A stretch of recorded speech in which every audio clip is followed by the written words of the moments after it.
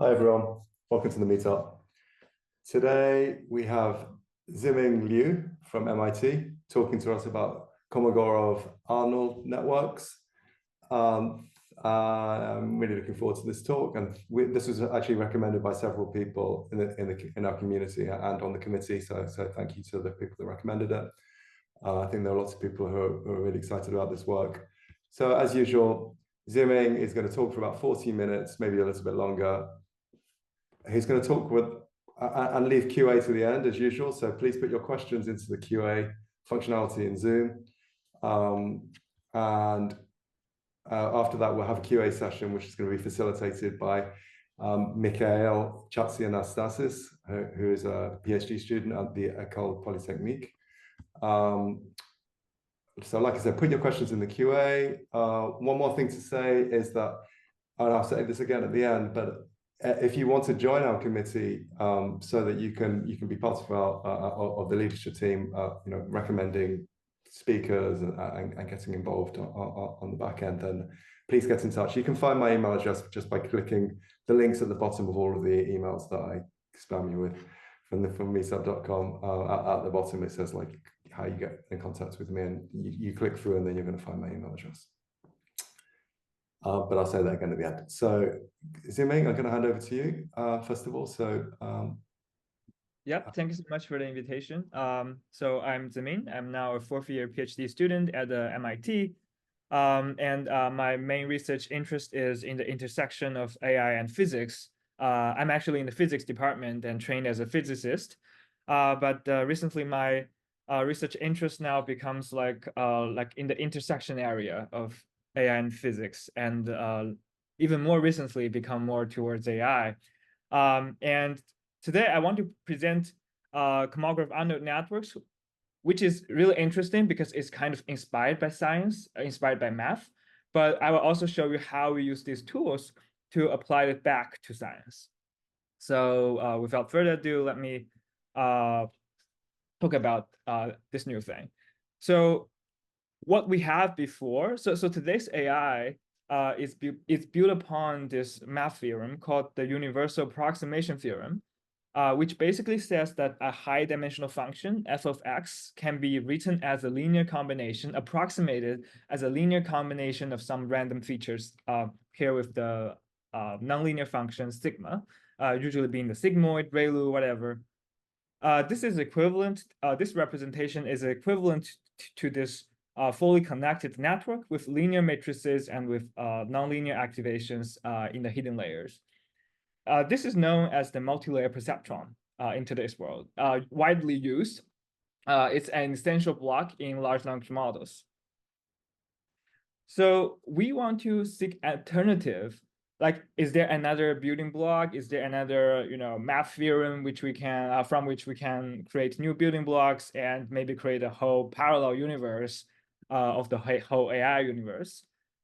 So we will look at a math theorem called the Kolmogorov-Arnold representation theorem and see how we can build from that.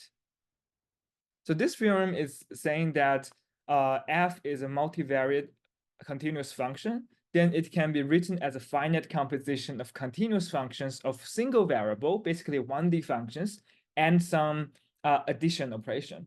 So this representation looks a little bit complicated, but I will try to make it more intuitive later. But the takeaway from this theorem, from this representation, is that the true multivariate function is the sum. With like for multiplication, you can rewrite it in terms of sum and 1D functions. So no matter how high dimensional the function is, you can decompose it into 1D functions and summing. That's the punchline. So that sounds extremely promising for high dimensional function approximation, and also very promising for machine learning, because in machine learning we deal with very high dimensional data set. So although this sounds really great, there was a plot twist back in 1989. Jarossi and Poggio, they point out in this paper, claim that we review Kolmogorov's theorem and show that it is irrelevant in the context of networks for learning. So this paper basically sentenced the theorem to death, not necessarily death, but at least to jail for like 30 years. So that's the end. So is that the end of the story? If that's the end of the story, then I will not be here today to give the talk. So let's see why they say the theorem is irrelevant. What's going wrong with the theorem? So their argument is that the theorem fails to be true if the inner functions phi qp here are required to be smooth. So remember that the theorem tells you that we can decompose a high-dimensional continuous function into one-dimensional continuous functions, but it doesn't guarantee you to decompose into one-dimensional smooth functions. But what we care about in practice and what's practically learnable are smooth functions, because we need gradient descent. We need to parameterize the functions in a differentiable in a smooth way, so we can use gradient descent to train the network. But the theorem does not tell you anything about the smoothness of the 1D functions. So that's why they are pessimistic about the use of this theorem for networks for learning. Although this is a very theoretically sound, like mathematically sound argument, I and my collaborators, most of us are physicists, so our level of rigor is sort of lower than the rigor of mathematicians. So in this sense, we are more naively optimistic. Firstly, empirically, maybe we do not care about exact representations. Sometimes approximate ones may be informative or maybe accurate enough. Secondly, common wisdom of modern deep learning is just going deeper. Even under the smooth constraint, maybe deep networks may be expressive enough, even maintaining the smoothness. Lastly, the can-do spirit. Let's just do it, because that paper was like 30 years ago. Back then, we do not have very well developed machine learning tools.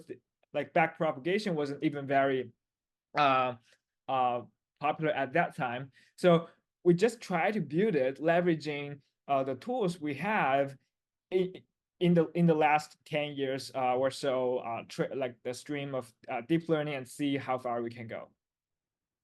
So with the can-do spirit, me and my collaborators proposed this new architecture. Well, it's not totally new, but we sort of revitalize and contextualize it in in the context of modern deep learning, and show it has great potential for at least for like science-related tasks, and also have some follow-up works to show that it has a potential for machine learning as well.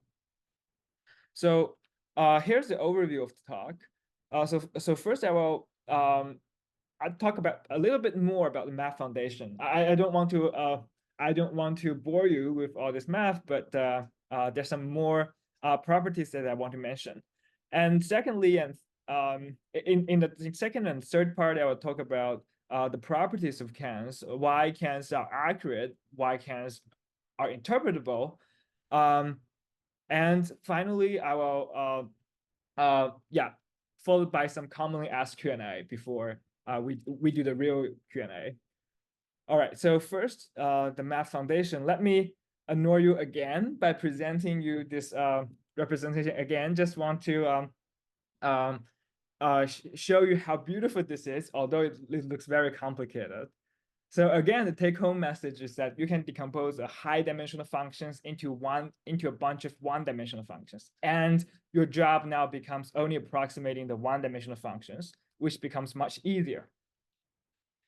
So the representation looks very complicated, but we can actually draw the diagram, which is equivalent to the representation, which is just a two-layer network. So here, the two-layer network, what's interesting about it is that it has activation functions on the edges. Unlike multi-layer perceptrons, which have activation functions on nodes, here we have activation functions on edges. And the way you compute the activation is by applying some nonlinear function to each individual input, and then sum things up. And you can also get the output. So now you go to the next layer, and we got the output by applying 1D, possibly nonlinear function to these hidden activations, and then aggregate these hidden activations to get the output.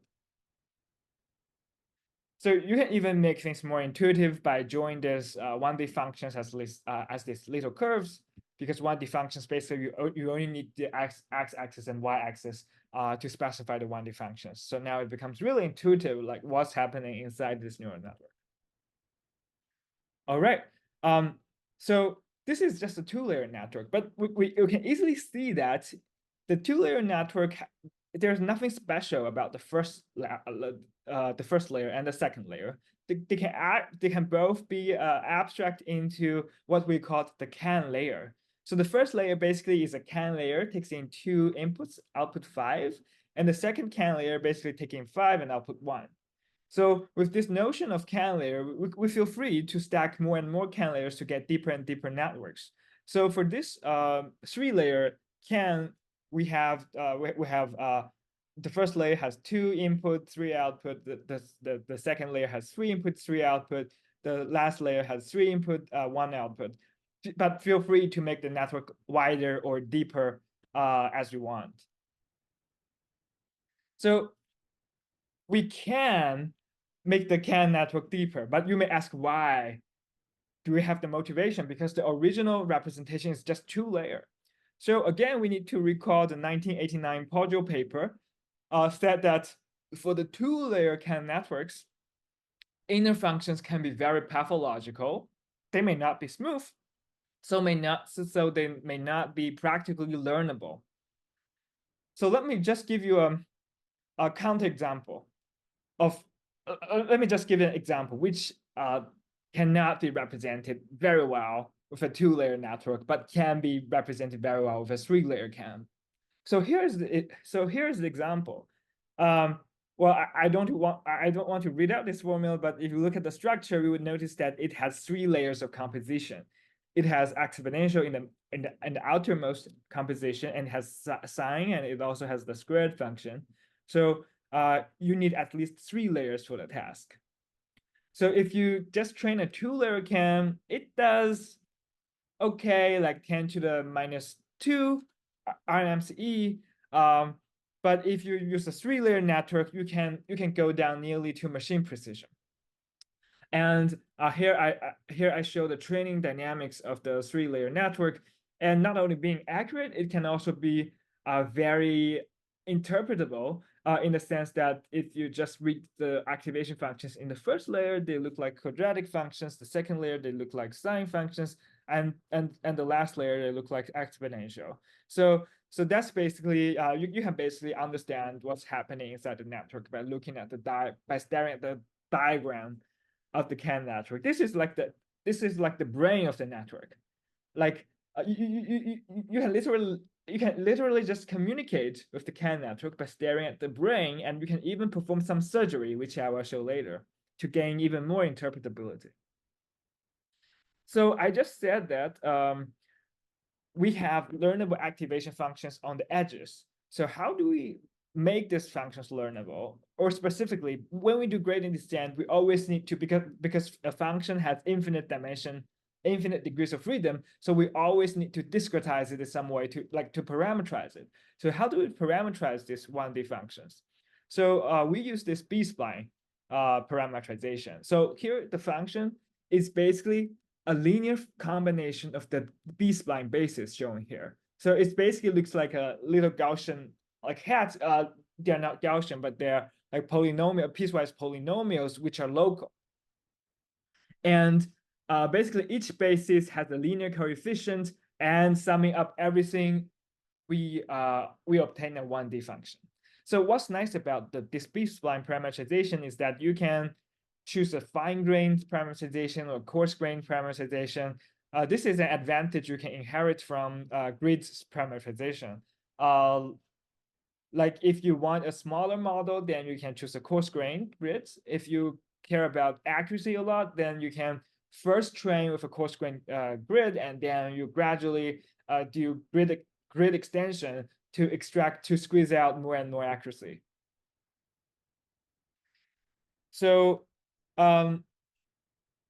yeah, so that's the basic idea of cans. And you at this point, you might already be wondering it looks a bit like MLP, right? So what's the difference between cans and MLP? So I mentioned before, they're inspired by different mathematical theorems. MLP is inspired by the universal approximation theorem, can inspired by the Kolmogorov-Arnold representation theorem.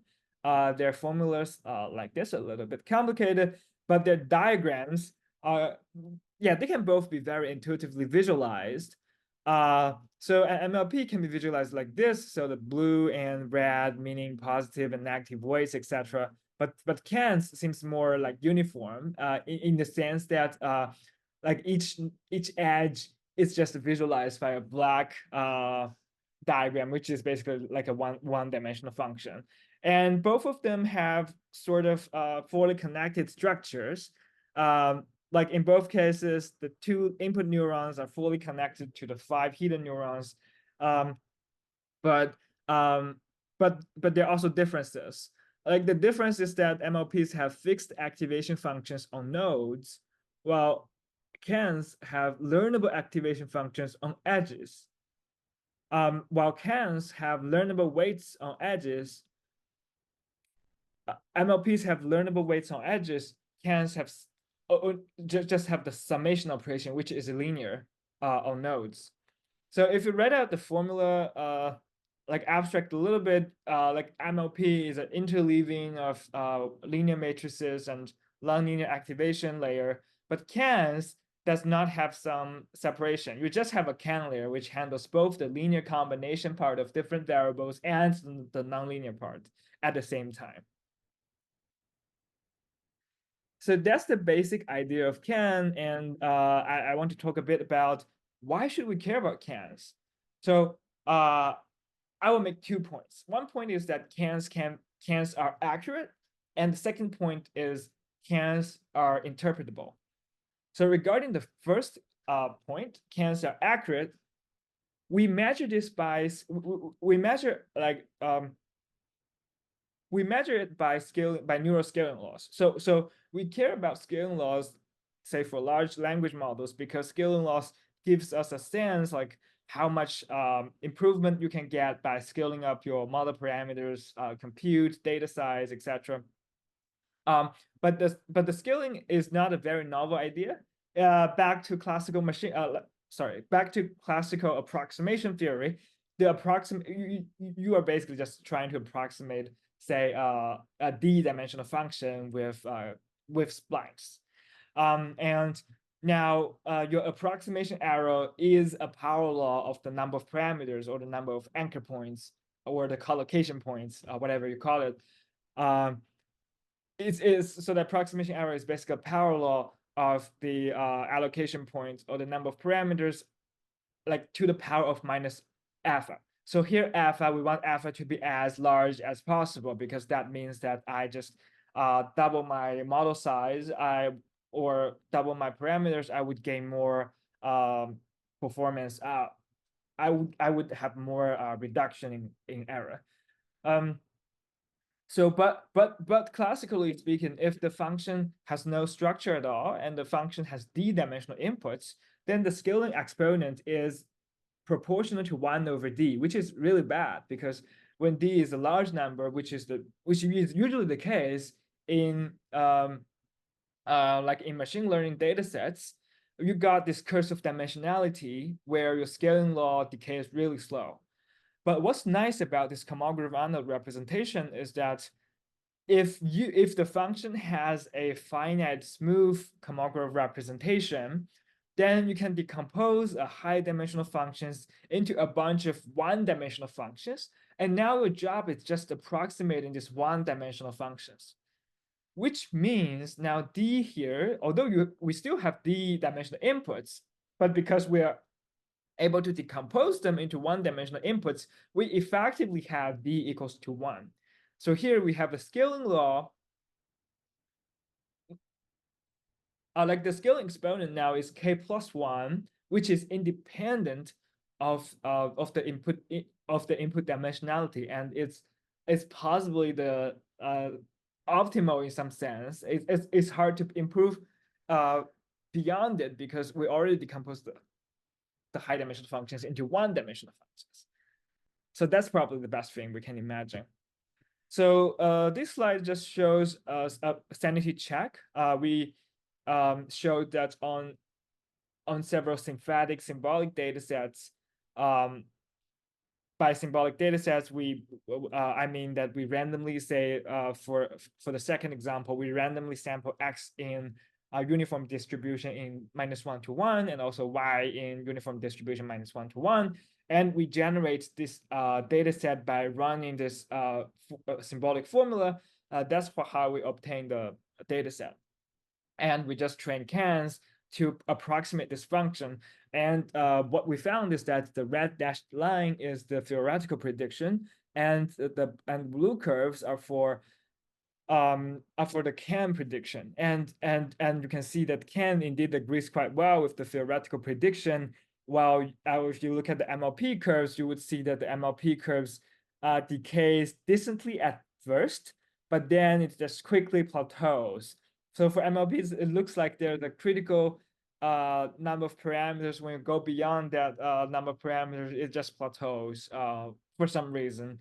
But for Cans, it can go almost all the way down to very low, near machine precision. Well, it's a square root, so it's near the square root of the machine precision.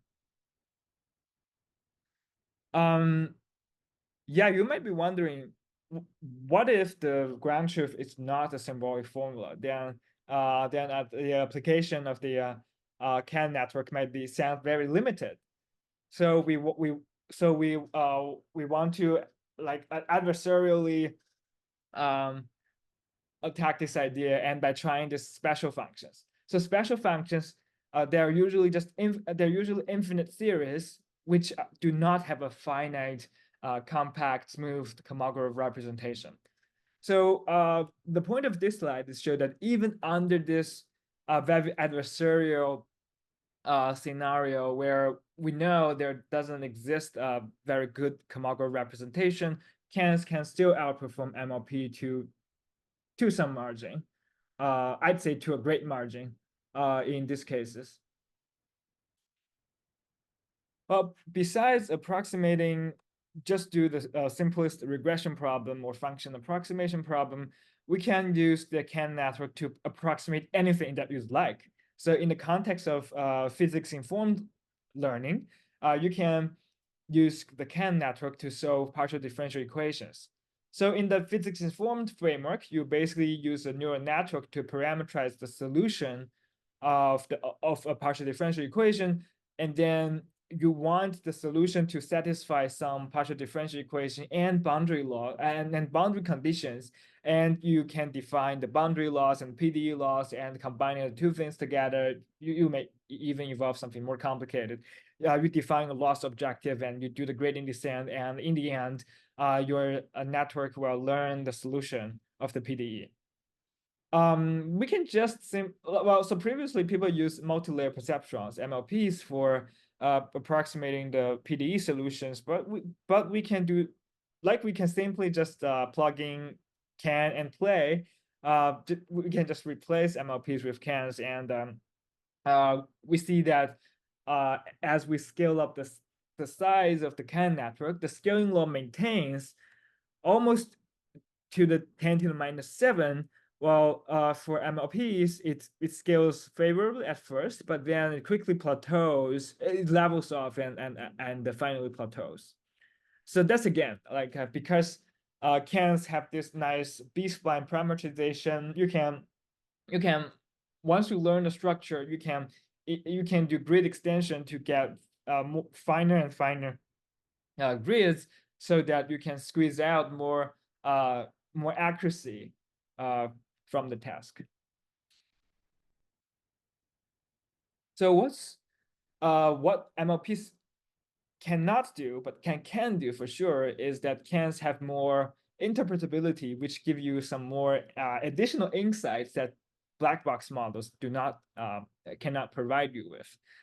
So as I said, you can simply visualize the CAN network as this diagram So with these PD examples, I just visualized the learned CAN network, and you can obviously observe some patterns in it. You observe that the first layer in the first layers, the functions looks like the linear functions, and the second layer looks like the sine functions. So you can probably set them to be exactly what you have guessed, and then you do some further training. Just tweak the affine parameters. And in the end, you'll find that you can achieve near machine precision PDE loss and boundary loss. That's when you hit the jackpot, and you can even just print out the symbolic formula, which returns you something this, which is exact. Well, you may say the 3.14159 something complicated, but it's actually just pi. And ideally, we can snap it in pure pi to make it fully symbolic. Well, there is also one interesting property about CANs, although I don't promise that it can scale to high dimensions. But it's just an interesting observation that can do continual learning in one dimension. By one dimension, I mean has one the input. So the scenario of continual learning is that you instead of feeding all the data at once, you're feeding your data sequentially. So in this case, we just try to fit this one-dimensional function with 5 peaks, and in each phase we just feed the network with just 1 peak. And in the second phase, we will only see the second phase. I was seeing the second peak, and the third phase we will only see the third peak. With the CAN network, as you continue the curriculum learning, the CAN can remember the peaks that it learned before. But for MLPs, once it's switched to a new peak, it's catastrophically forget about the last peak and peaks even before. So this is basically because the CAN network is parameterized by B splines, and B splines have this kind of locality. Like when you see a new example, you can only affect the coefficients nearby, but you cannot affect the coefficients very far away. So it has this kind of local plasticity, which is also the mechanism in our brains, which supports supports continual learning. So yeah, so my second claim is that CANs are interpretable, at least for some science-related small-scale problems, but it provides us some new opportunities that aren't available before. So the simplest task we can imagine is just like this symphatic regression toy task. Suppose we have X and Y as the input, and we want the CAN network to compute X times Y, or X multiplies Y. So while we train the network, we also make the network more sparse. This is the network we have after training. If you just for fun, if you stare at the learned functions, you would recognize that this is X, this is Y. So they sum up to get the node X plus Y, followed by a squared, which gives you X plus Y squared. And in the right branch here, you get X squared here, you get Y squared here. And so summing up the two things to get the node X squared plus Y squared, followed by a minus sign, which gives you minus X squared plus Y squared. So in the end, you basically sum up X plus Y squared minus X squared plus Y squared. That's how you get 2xy. And then there's a secret divided by 2, which we can basically ignore here. That's for multiplication. And you may also wondering, how does the network do division? So to make things simple, we confine ourselves to positive X and Y's. So here, the CAN network learns the logarithmic trick. Like it first take logarithm of X and the logarithm of Y, take their subtraction, and then take the exponential of the thing, which gives you the X divided by Y.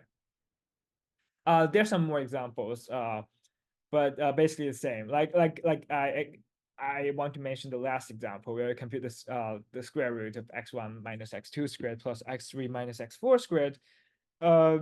you can clearly see that in the first layer it looks like a linear functions, in the second layer it looks like quadratic functions, and in the last layer it looks like a square root. And the PyCam package, that is the package released along with the paper, also allows you to can also return you a symbolic formula, not just return you a symbolic, not just return you to this like tree graph, which you need to interpret on. You can also be lazy and just you can just be lazy and use the package to automatically extract the symbolic formula for you. So I will show one concrete example where you can interact with CANs. So one problem with black box models is usually it's very hard to understand what's going on. So it's very hard to interact with the model to modify model to our satisfaction. But with CANs, it's possible to do such understanding and even some sort of surgery, perform some sort of surgery to CANs. So again, we use this synthetic data set with x and y as the input and exponential of sine of x plus y squared as the output. And we first train with sparsification, we got the subnetwork. And then we noticed that there seems to be some dead neurons. Maybe we want to prune them away. So after pruning, we got this subnetwork. And if we stare at the activation functions for long enough, you may notice that the bottom left is a sine function, the bottom right is a parabola, and the top panel it looks like an exponential function. So we can basically fix them exactly to be what you have guessed, the symbolic functions, and then you retrain it further. You still have some affine parameters that can be trained, and after further training those affine parameters, you can reach machine precision, and in the end, you can output a symbolic formula, which is great. But you can also do some intervention. For example, you may play devil's advocate and say that this top panel doesn't look like exponential. It may looks more like a square root, or it looks more like a quadratic function. So you can still try it by setting it to be a square root function or a squared function and do the further training. If the training does not give you very low loss, or at least give you higher loss than setting it to be exponential, then you have a sense, oh, it should be exponential because this gives me a lower loss. But the point is, you can do hypothesis testing, and you have a lot of say in this process. You can decide whether you want it to be exponential, even if it's exponential, but you think it's impossible. You can still make them to be quadratic. So in this way, it's a bit like you can collaborate with the CAN network to finally reach to finally arrive at something which both of you agree on. So yeah, just to make it more entertaining, let's imagine like an imaginary conversation between my advisor Max and a CAN network. So here I picture the CAN network as a trisolarian from the Netflix series, The Three-Body Problem. So trisolarians, their brains are totally transparent, so they cannot hide any secret from enemies or anyone else. So this is like the CAN network. As I said, the CAN network, we can very transparently see the brain, just visualize as this diagram. So Max just went up and asked the CAN network to figure out a formula for a data set, and the CAN network first trains it and obtain this sparse network, and then Max noticed that there's some dead neurons. So Max requests to prune the network, and after pruning, you got this sub network, and finally Max requests to fully symbolify the sub network, which the CAN can do, and now now the data set come all the way from just a bunch of giant numerical values all the way down symbolified to this symbolic formula, which is very interpretable.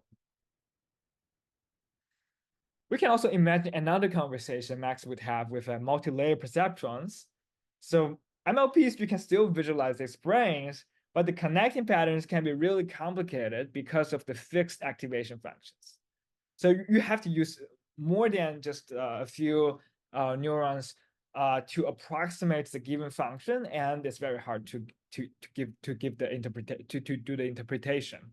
So Max make the same request to train MLP's brain on this data set, and after training, it still looks very messy. And now Max got a bit confused. What's going on? And MLP is like, you stupid humans just cannot understand how I do the computation. I nail the task, but it's just that you don't understand. So what I want to show is that CAN is not only just interpretable for some synthetic data sets, it can really improve everyday like scientific research. In the end, hopefully it can be a useful collaborator that scientists can will use every day. So here I show this example, the knot theory example used in DeepMind's paper, Advancing Mathematics by Guiding Human Intuition with AI, where the task is basically, we have a bunch of knots, and each knot is associated with some invariants, and we want to understand the relations between these invariants. So it's basically a regression problem. We take some variables as inputs and one variable, the signature to be more specific, as the output.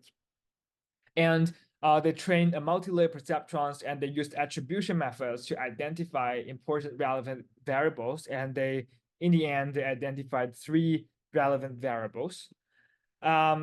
That's the only part that's automated with AI. And then human came in and make the conjecture, oh, maybe we need to combine this 3 variables in some certain way. And they construct the concept called the slope, and prove that indeed the target is very close to slope, and they proved some equation. So our question is, can we rediscover these results with CANs? Probably with more automation, and even more surprisingly, well, even more ambitiously, can we discover something that's beyond their paper, just maybe discovering some new mathematical formulas? So about the rediscovering part, yes, CANs can identify the important variables with great ease, and very intuitively, we can and also very economically, in the sense that they used a multi-layer perceptron with 5-layer and 300 neurons in each layer. But we noticed that we only need a 1 hidden layer CAN with 1 hidden neuron to do the task with comparable performance. And after training, because the network is so small, it's possible to just visualize it into this graph, and you can understand the importance of these variables by just staring at the strands of these connections. And the top 3 important variables agreed with their results. We can also rediscover their symbolic formulas, although with some inductive biases, but it's still great. We also discover new relations with unsupervised learning, which is something they did not discover in their paper. So what's nice about unsupervised learning is that we do not need to manually partition what's the input, what's the output variables. We just treat all the variables as the input, and then we do the classification. Is this a real knot or a fake knot? So I missed a whole bunch of details here. If you're interested, we can chat in the QA. But the take-home message here is that we not only rediscover the first relation, we discovered the DeepMind result, but we also discovered a second and a third relation, which appears to be new at first. And then I consulted my collaborators, and my collaborator told me that the second relation is real, but it's just the definition of the cusp volume. Actually, there's 3 variables input as input, but these 3 variables are actually not dependent. Like the first variable is actually the multiplication of the second and the third variable. So to me, it's really amazing because I know nothing about knot theory and the knot data set, but the CAN network just automatically finds this relation. And the second, sorry, and the last relation is less trivial, because when I first consult my collaborators, they were like, maybe this is something new. They do not know if it's known in the literature, but then they went home and dig a little dig a little bit into the literature, and they find that, oh, it's something known in the literature, although very non-trivial. That because it's you really need to be domain expert to know about this. So so this is great, because this tells us that we are not discovering something bullshit, but it's also a bit sad that we are not discovering something new. But the caveat is that we are just using this one layer network here. So maybe we make the network deeper or make it more expressive. We're able to find more complicated formulas. That are really new mathematical discoveries. Well, we also tested on a physics example and showed that it can help, say, a condensed matter physicist deal with their task much easier than before. I don't want to go to the details here, but if you're interested, we can chat more later. Well, but there's one point I do want to make here, is that CANs, just like cars, CANs can have automatic mode or manual mode. If you are lazy or you fully rely on like you fully trust CANs, you can use this automatic mode. Basically, after training, you call automatic symbolic. It can return you a symbolic formula. But if you do not fully trust CAN, or you have some prior knowledge that you want to build into CAN, you, for whatever reason, you can then go into this manual mode. You can manually set some activation functions to be what you want, and then you do further fine tuning, and then you do it again by fixing some symbolic functions, and then you retraining and so on. So you do this iteration until until the CAN network becomes something that agrees with your intuition. So yeah, just some quick summary. So there are some people, just some more additional points that people may be curious. So first, people may be curious, what are CANs good at or bad at? Because we seem to say that CANs is a promising alternative to MLPs. I'd say that the boundary is still unclear. We can understand, like we can imagine that in some cases CANs are better than MLPs, and in other cases MLPs are better than CANs. So a thought experiment would just be, let's consider a teacher-student setup. So for tasks generated by a teacher CAN, a student CAN will perform better than student MLPs. While for a task generated by a teacher MLP, a student MLP will perform better than student CANs. So now the real question is, if the task we care about, like for physicists, we care about the universe, so the proper question is, if the universe is generated by a network, is the network more likely to be MLP or a CAN? So this is all about inductive biases. A network performs well for a task if the inductive bias of the network agrees with the inductive bias of the task. But it's something we don't know very well beforehand. But I want to argue that CANs are probably good at science, because symbolic formulas have better inductive biases aligned with CANs compared to MLPs. This is what I've been showing, that it's easy that you train a CAN and read out the symbolic formula out of it, but it's very hard to read out the symbolic formula out of MLPs.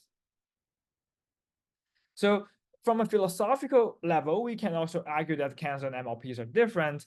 CAN is like, to make things more intuitive, let's make this analogy. So CAN is like a clock.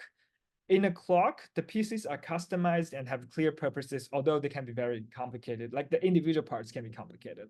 But the combination rules, the ways to combine these different parts into a whole clock, is elegant and clear and simple in that sense. So it's easy to tear different pieces apart and then reassemble them into a clock. But for MLP is like a house of bricks. The pieces are a simple, same like standard, same activation function, but it's very difficult to tear them apart. And then once we have a house built, it's very difficult to tear the bricks apart and then reassemble it into a house. So the complexity of cans comes from the complexity of individual activation functions, but for MLPs, the complexity comes from the complexity of the connecting patterns, which some people call it collective behavior, whatever. But these are the kind of stuff that humans would not find, we humans would not find very interpretable. Yeah, there are also some jokes, people asking are cans physical or cans biological, if you're interested. Well, looking at the plot, you can already get some sense of it. If people are interested, I can talk more about this later. Yeah, in the end, Can is it's very surprising that the community, it caused so much attention in the community, and people are all very excited about it. It's a fast-pacing field, but I personally am more interested in make Cans a really nice tool for AI plus science. My ambitious goal is to make it a everyday assistance that scientists, at least for PhD students, were using their lab. So with that, I will close my talk, and I'm happy to take questions. Thanks, Ziming. Thanks so much for really, really insightful talk. So, Mikhail, I'm going to hand over to you. We got about 15 minutes for questions. Great. So thank you very much for the great presentation. I think we will start with the first question from Naveen. So, any reason for using fixed sum operation in CAN? Did you try with the learnable weights with the CAN? So yeah, so in CANs, all the learnable weights are in the learnable functions. So only the functions are learnable. There are no extra learnable weights. I'm not sure if I fully get the question or.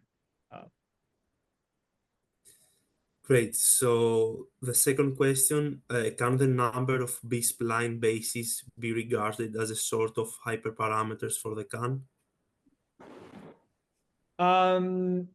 Yeah, it's suggested that like my practice is that you first start from a coarse grain grid. Maybe you choose G to be 3 or 5, and then gradually you increase it to be 10, 20, and at some point, I guess it's figure 2 or figure 3 in the paper. It shows that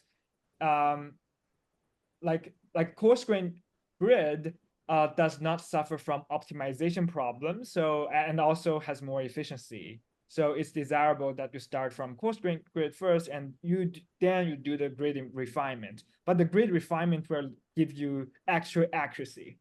So I'd say it's a hyperparameter, but yeah, there's some suggested use start from coarse and then switch to fine. Yep. Do you have any comment on the complexity of the model regarding the B-spline? Yeah, so I mean, there are many complexity measures. One measure could be the number of parameters. So the number of parameters scales as the depth times the width squared times the number of mesh points. So like it's linear with respect to the mesh points, which is acceptable, I'd say. Great. So let's move on to the next question. What are your thoughts about using CAN for causal inference? Oh, that's a great question. I mean, I more see it as a sort of foundation model. Like you can use it for anything, I guess, because as long as you can formulate the problem as a regression classification, whatever, as long as you need a neural network in it, you can go for it. But I do not see a particular reason why you must use CAN for causal inference that prohibit you from using others. And is there any benefit in having hybrid networks that combine both CAN and MLP layers? Great question. I think there was one paper posted on arXiv last week. I think already addressed this. Well, I guess it's more of an empirical question. As I said, some networks, like for some tasks, CANs might be better. For other tasks, MLPs might be better. The boundary is still unclear.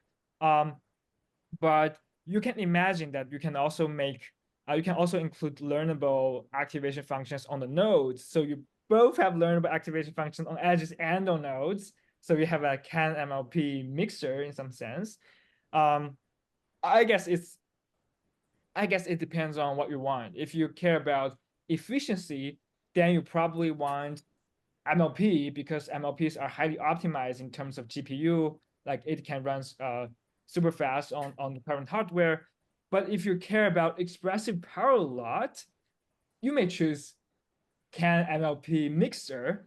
If you care about interpretability and your problem is not that large scale, you may want to use CAN. So I guess it strikes a balance between complexity, efficiency, accuracy, like interpretability a lot. Yeah, a lot of factors. Mikhail, can I ask a question? Yeah, sure. Thanks. I was just wondering, Ziming, I don't really know this world very well, but are there some kind of standard symbolic regression data set, kind of benchmark data sets? And was it possible to apply CAN to those data sets? Yes, that's a great question. So we showed a few examples in the paper, but we did not test it very systematically. And one reason is that it's kind of cheating for CAN to do so because like I think the philosophy is a bit different. For other symbolic data sets, they're mostly just black box models which return you an outcome which you have to accept. But the story we tell with CAN is that you can choose to collaborate with it, to intervene with it. You can adjust it. So you can say it's cheating because if you know about the answer, you can always make it the answer. But it's also a feature in that in real life, we probably do not know the ground truth. But even in the intermediate process, we can gain some insight from the CAN network. So that's why we didn't test this systematically, but more we focus on the open-ended exploration where we do not know about the ground truth. Have you thought about how you can test this kind of interactive method? I mean, ultimately, you're trying to claim that it's a good method. Right. How do you compare that to other methods? Right. Yeah. So in the end, I hope that I know it's important in like machine learning to compare with other methods, but in the end, I guess my focus is that just to show that this method can solve one scientific problem that other methods cannot solve or very hard to solve, and that's all. And maybe that scientific problem, maybe I'm daydreaming, but my hope is that that one specific scientific problem is important enough to demonstrate the power of CAN. We did not compare it in other 100 benchmarks, but just one case will be enough. Thank you. So the next question from Amatuo, what causes neurons to die? Oh, yeah. So, yeah, sorry, I forget. I didn't mention this part, but it's similar in training regular neural networks where you want to encourage sparsity. So like you have L1 or L2 regularization to sort of regularize it. Specifically, we use the function L1 norm in the sense that we encourage these functions on edges to be the zero function. Yes. So we also some kind of entropy regularization to encourage the it's another penalty to make it sparse. But we see that sometimes L1 and entropy, they play different roles. So we have both regularizations in the training process. And did you study how does this pruning affect the training time? How does the pruning affect training time? So For sure, if you prune to a smaller network, you runs faster. And sometimes you can also gain extra accuracy if you indeed find the correct structure. But if you prune too much, we are screwed. Like now it performs worse. So it's again just we need to find the we need to find the goldstone mode. We need to find a middle area where it's neither prune too much or too little. I guess it's similar with the pruning in the MLP layers as well. Yes. Basically, so for the pruning part, there's nothing. I'd say there's nothing too novel. We're basically just borrowing ideas from MLP. The other models just say that we can also do pruning with cans. Can I have another question? Sorry. One question, which is, Ziming, could you talk to us a little bit about how well suited the method is to training using a GPU? That's a great question. I'd say for my implementation, it's there isn't much speed up because most of my examples, the scale of my example, probably not worth running on GPU. It's too small. So I'm still improving on that. But for the version that other people are releasing, I believe like efficient can and conv can, etc. You can gain a significant advantage by using the GPU. Thanks. I have a question as well. So you showed that cans essentially model multivariate functions by learning some univariate functions in each layer. So I think that's quite opposite with the inductive bias, for example, in the transformers, where you explicitly try to capture pairwise interactions. So in your, let's say, opinion, how does these two paradigms like behave in this context? Are there any similarities or there's some similarity between what? Sorry, I don't think I get the question. I mean, in the transformers, you explicitly try to capture pairwise interactions. So I see. Yeah. So again, I'd say CAN is as crude as MLP. It doesn't have very good inductive bias. But one thing you could try is maybe replace the MLPs in transformers with cans. I mean, people have already tried that and call it the CANsformer, and also the CAN GPT. Yeah, I guess it's separate dimensions that the people can do the combinatorial game. great. So the next question from Marcelo Sardellis, is the auto mode for cancer related to using B-splines? Don't you lose part of interpretability in this case? Yeah, so this might be something that I didn't talk about very clearly. So at first, when we train the cans, like all the functions are approximated with B-splines. And then we may symbolically snap some functions to be exactly symbolic functions. Say if you look at the top left functions here, it becomes a sine function. Now it becomes exactly a sine function. It's no longer a B-spline. But it's first we use B-splines to approximate the function and then snap it into a symbolic function. So first numerical, then symbolic. That's the way it goes. Great. And for the final question, because we don't have much time left, from Akash, did you come across any limitations as predicted in the paper regarding the smoothness requirements?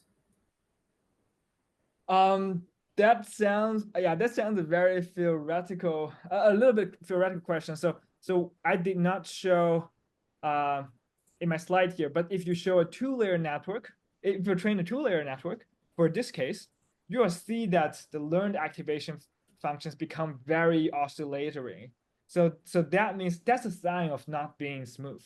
Like if you train a two-layer network to approximate this function, which needs 3 layers, then it learns very hard to make improvements. So it becomes really, really weird the shape of these activations. I'd say that's a sign of the two-layer network not performing it.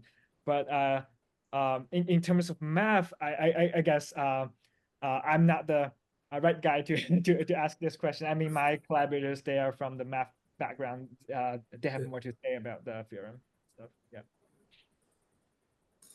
Great. I think we have to conclude right now. Yeah, I think we should do. We're just over time. Well, thanks so much. Thanks, Ziming, for a fantastic talk, and Mikhail for handling the QA section. And thanks, Thank you. Great questions. We actually have we can get through all the questions today. So thanks so much for that. Like I said, please get in touch with me. You can either find my details from the messages, the emails that I send you, or I've put it in the chat anyway. It's martin@evolution.ai. If you want to join the organizing committee for the meetup. But please come again to the next one. And thanks again to the speaker and to the moderator. And see you next time.